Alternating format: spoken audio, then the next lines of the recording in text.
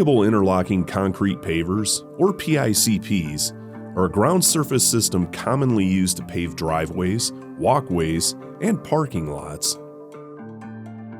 With conventional pavement, water runs off in sheet flows. But PICPs reduce runoff, allowing water to infiltrate the soil or bedding beneath it. PICPs are composed of concrete pavers and joints filled with washed aggregate. Although PICPs have many benefits, they'll require routine maintenance when the aggregate in the joints become blocked with sediment and debris. In this video, we'll show you what a poorly functioning PICP looks like and how to restore it. These restoration procedures will demonstrate CDOT's preferred way of maintaining a PICP. When performing these tasks, do a safety check before starting maintenance. Make sure you use proper PPE and follow all safety requirements. Safety glasses are a must. When you first approach the PICP system, perform a visual inspection. Check the pavers for any signs of damage, dislodged, or missing segments. Then check all cracks for even distribution of aggregate and any sediment buildup.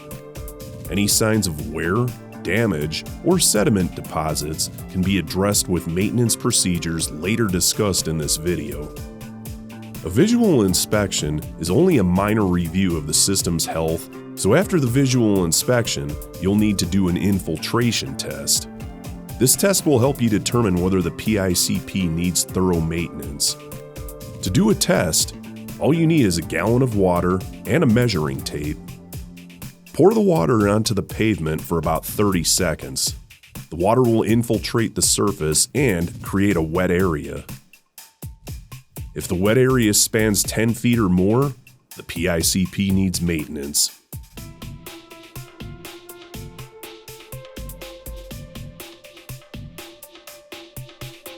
Our test shows too much sediment has filled the joints in this small section of PICP, which is preventing water from draining properly. To resolve this, you'll need to replace the dirty 3/8 of an inch aggregate in the joints with a washed aggregate of the same size. These are the tools you'll need: an air compressor with a high pressure nozzle, a shop vac, a push broom, a power drill with a 1/4 inch bit, water hose, and a 5-gallon bucket. Now let's talk about the washing procedure. You'll need to wash the aggregate before doing any maintenance. Washing will clear away the sediment and debris. If your aggregate is pre-washed, you can skip this step. Okay, let's begin. First, make a perforated container that you'll use as a strainer. With a 1/4 inch bit attached, use the power drill to make about 20 holes in the bottom 4 inches of your bucket. Make sure to drill holes on all sides of the bucket. Fill your strainer with about 3 to 4 gallons of the unwashed 3/8 of an inch aggregate. Next, wash the material using a hose or large sink. Shake the bucket intermittently as you wash the material. This will help separate all excess dust and dirt from the aggregate.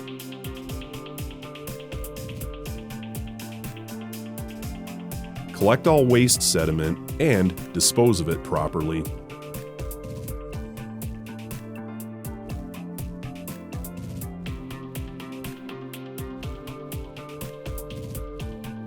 Now it's time to complete the maintenance procedure. Affix the high-pressure nozzle attached to the hose of your air compressor. Also, have your shop vac and push broom at the ready. Be sure to wear your protective eyewear. You don't want to get anything in your eyes. Hold the air compressor hose at a 30 to 60 degree angle, as close to the surface as possible. Blow air into the joints. Simultaneously, position the vacuum hose over the joints. You'll want to vacuum up as much of the material as possible as it dislodges. Vacuum the remaining aggregate from the surface and repeat these steps as many times as needed. When all the old stone is removed, you'll add a new material. Sprinkle the new washed material over the PICP in an even coating. You'll use about a half gallon of aggregate for every 10 square feet. Use the push broom to sweep the material into the joints. Continue to sprinkle more of the aggregate wherever necessary.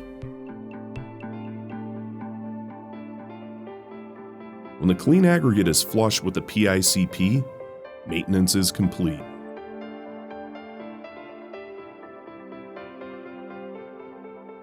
With routine inspections and maintenance, your PICP system will help mitigate sediment discharge and excess runoff for years to come.